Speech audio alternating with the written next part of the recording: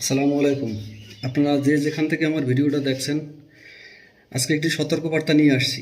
গতকালকে রাত্রে আমার সাথে একটা ঘটনা ঘটছে। সেটা হচ্ছে রাত্রে 11:15টার সময় আমাকে আমার এক বন্ধুর ফেসবুক আইডি থেকে নক করা হয়েছে, আমার কাছে কিছু টাকা চায়। পরে আমি চিন্তা করে দেখলাম যে আমার বন্ধু এত রাত্রে ফোন দিছে, তা দেখি কী হয়েছে, সমস্যা কী। ওই বিষয়টা আমি আপনাকে স্ক্রিনশট দিয়ে রাখছি, আমি আপনাদের দেখাচ্ছি। এখান থেকে শিক্ষণীয় অনেক বিষয় আছে। সর্বপ্রথম আমাকে নক করে কই এখন। আমি সালাম দিলাম, কেমন আছো বন্ধু? ও বলতেছে ওয়ালাইকুম সালাম, আলহামদুলিল্লাহ ভালো আছি বন্ধু। আমি বললাম আমি খাগড়াছড়িতে আছি। বলতেছে একটা উপকার করা যাবে? আমি বলছি তুই কই আছো বন্ধু? বলতেছে বাসায় আছি বন্ধু। আমি বলছিলাম কি উপকার বলো? বলছে 4,000 টাকা দেওয়া যাবে বিকাশে? আমি আগামীকাল সকালে ইনশাল্লাহ দিয়ে দেবো। তা আমি তখন বললাম বিকাশ অথবা নগদে আমার টাকা নেই বন্ধু। ও তখন বলতেছে দোকান থেকে দিয়ে দিতে পারবে না একটু কষ্ট করে, এমার্জেন্সি দরকার ছিল। পরে আমি আমার বন্ধুকে স্ক্রিনশট পাঠালাম আমার বিকাশের, যে আমার দেখ বিকাশ আমার টাকা নেই, ওখানে আছে 160 টাকা আমার বিকাশে। তো 160 টাকা দেখে আমাকে সাথে সাথে বললো 150 টাকা দাও।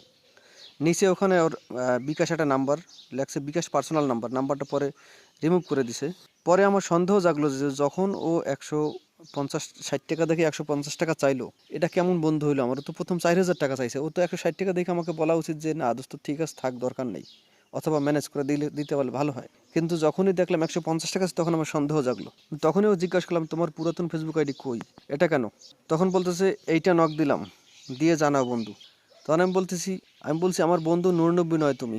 ও বলছে মানে? আমি বলছি ওরা আমি চিনি, তুমি ওর নামে আইডি খুলছো মানে? আমার বাল্যবন্ধু নূরনব্বীকে আমি চিনি, কাল কথা হবে তোমার। পরে আমি বললাম তোমার 150 টাকা দিব, তবে তুমি এখন ভিডিও কল দাও, যদি ঠিকই নূরনব্বী হও তাহলে দিব, কারণ আমার নিজের নামের একটা আইডি হ্যাক হয়েছে। ও বলতেছে মানে? ও কিছুই বোঝে না, শুধু মানে করতেছে। তো পরে আমি বললাম পরে আমি ভিডিও কল দিছি, কলটা রিসিভ করে নাই। পরে বললাম তুমি যত বড় হ্যাকার হও, আগামীকাল এই আইডি তোমার কাছে আর থাকবে না, চ্যালেঞ্জ, এটা নূরনব্বীর হাতে চলে যাবে।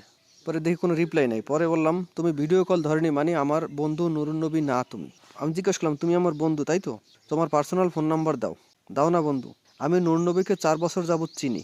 পরে আমি ওকে বললাম আমি এটাও জানি এই আইডির নাম এবং ছবি কাল থাকবে না, মানে ও নিজের ভয়তে পরিবর্তন করবে, এই জন্য ওকে বললাম যে কাল থাকবে না। তবুও এই আইডির মালিকানা, আমি বললাম তবুও এই আইডির মালিকানা আর তোমার হাতে থাকবে না, আমার প্রিয় বাল্যবন্ধু নূরনব্বীর কাছে চলে যাবে, শুধু সময়ের অপেক্ষা। পরে আমি আইডি যদিও আজকে সকালে নূরনব্বীর সাথে কথা বলি, নূরনব্বীর বললাম যে তোমার কি হয়েছে তোমার ফেসবুক আইডি? তো বলতেছে দোস্ত আমার আইডি তো হ্যাক হয়েছে। তা হ্যাক হইলে কীভাবে কী হইলো তুই একটু বলো আমাকে, বুঝাই বলো। তখন ও আমাকে একটা স্ক্রিনশট পাঠায়, এই যে এইটা আমাকে পাঠায়, এই ছবিটা স্ক্রিনশট পাঠাইছে ওরা কালকে। পাঠাবার পরে বলতেছে যে আমি ব্রিগেডিয়ার রাশেদ বলছি, তোমার আইডি থেকে আমাদের এখানে একটা ভিডিও শেয়ার হয়েছে, এখন ভিডিওটা ডিলিট করতে হবে। ও এই মূলত ছবি দেখে ভয় পাইছে, আমাকে যেটা বলছে দোস্ত আমি ছবি দেখে ভয় পাইছি যে প্রশাসনের লোক আমার কোনো সমস্যা করে কিনা। তখন ও বলতেছে আমি তো কোনো ভিডিও শেয়ার করি নাই বা কোনো কিচ্ছু দেই নাই। বলছে তা তুমি না দিলে আমার এখানে আসলে কীভাবে দেখো। পরে ওরে হুমকি দেয়।